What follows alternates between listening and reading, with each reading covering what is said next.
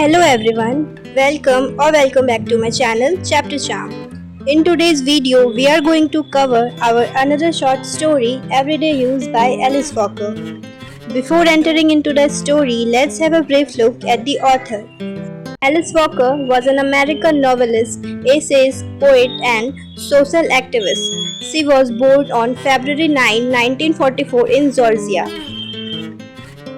The story Everyday Use, which was published in 1973, is taken from one of her famous collection of short stories, Love and Trouble. She is best known for her novel The Color Purple, which won the Pulitzer Prize for Fiction and the National Book Award. Her works often focus on African American culture, feminism, and social justice. Alice Walker has also introduced the word womanism. The concept is about women's equal rights. She actively participated in feminist works and made significant contributions through her writings and activism. Now let's continue to the story Everyday Use. It explores themes of heritage, identity, and different ways people value their cultural roots. Now let's take a look at the characters of the story. Each character in Everyday Use represents a different perspective on heritage and identity. First, we will talk about Mrs. Johnson. She is the narrator in the story, also known as Mama. She is the mother of two daughters. She is a strong, middle-aged lady who is practical and straightforward, but she is uneducated. Now, the another character is Maggie, the younger daughter. She is skilled but shy, reserved, and self-conscious due to the burns from a house fire. And the another character is Dee, the elder daughter. She is Johnson's educated daughter. She represents a modern and sometimes superficial understanding of heritage. Mrs. Johnson sacrificed a lot for her studies. She is loud and always wanted a luxurious life. She didn't like her poor condition, and at the end she became successful. Then her perspective was totally changed to her culture as compared to her mother. With these characters in mind, let's dive into the summary of the chapter. Okay, so the story begins with Mama, the narrator, and her younger daughter Maggie waiting for the arrival of Dee, who has been away at college. Mama describes herself as a practical, uneducated woman who has worked hard all her life. She is large, strong, and accustomed to physical labor. In contrast, Maggie is shy, scared from a fire that burned their previous home, and lacks confidence. She is used to live in her sister's shadow and doesn't expect much from her life, as we have discussed earlier.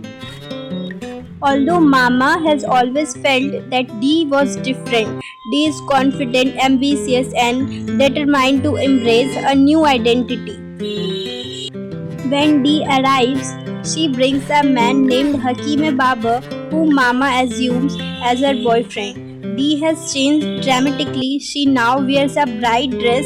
It is an African-inspired outfit. As well, Dee has changed her name to Wangiro Livankia Kamzo to reject what she sees as a slave name. She criticizes her mother for giving her the name Dee, which has been passed down through generations. However, Dee is excited about their house rustic aesthetic and starts admiring household items. She takes particular interest in the butter churn, which was handmade by her ancestors. She wants to take them back with her, believing that they represent her African heritage. The main conflict arises when Dee asks for two handmade quilts that were stitched by their grandmother and other family members. These quilts are deeply significant because they contain scraps of clothing from various ancestors, connecting generations through fabric. But Mama tells Dee that she had already promised that she will give these quilts to Maggie.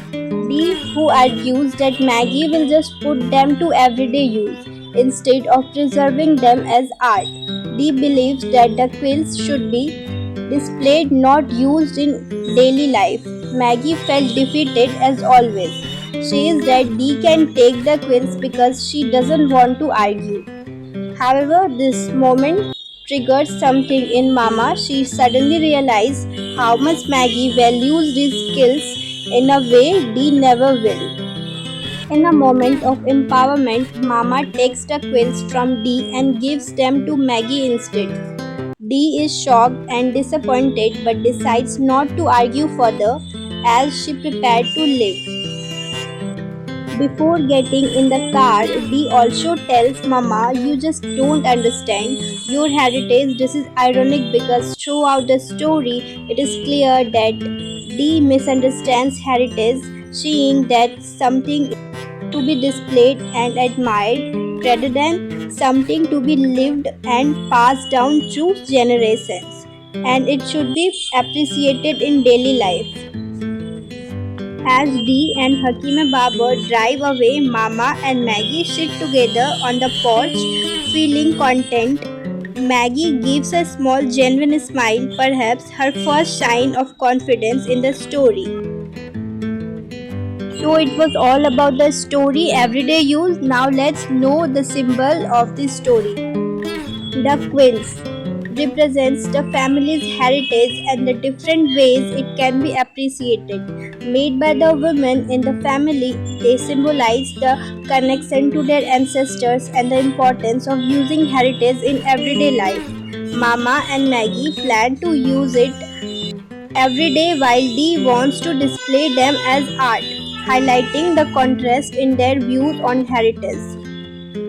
And guilt represents the story's central theme. Another symbol, the house. Mama's house represents their family's history and struggles. It is a place which is filled with memories and significance, contrasting with these desires to leave it behind for more modern lifestyle. At last, Dee's name change. Dee's decision to change her name to Wangiro Livankia Kamenzo symbolizes her desire to reconnect with her African heritage. However, it also illustrates her superficial understanding of identity as she seeks to adopt a new name without fully embracing the lived experience of her family. Now let's quickly look at the gist of the story. The story explores the themes of heritage by contrasting two opposing views. Dee sees heritage as something to be displayed, symbolizing intellectual and external appreciation of culture. He wants to take the quilts as artifact. On the other hand, Mama and Maggie embody a practical. For them, heritage is not just about preserving objects but about honoring the traditions and stories passed down through everyday life.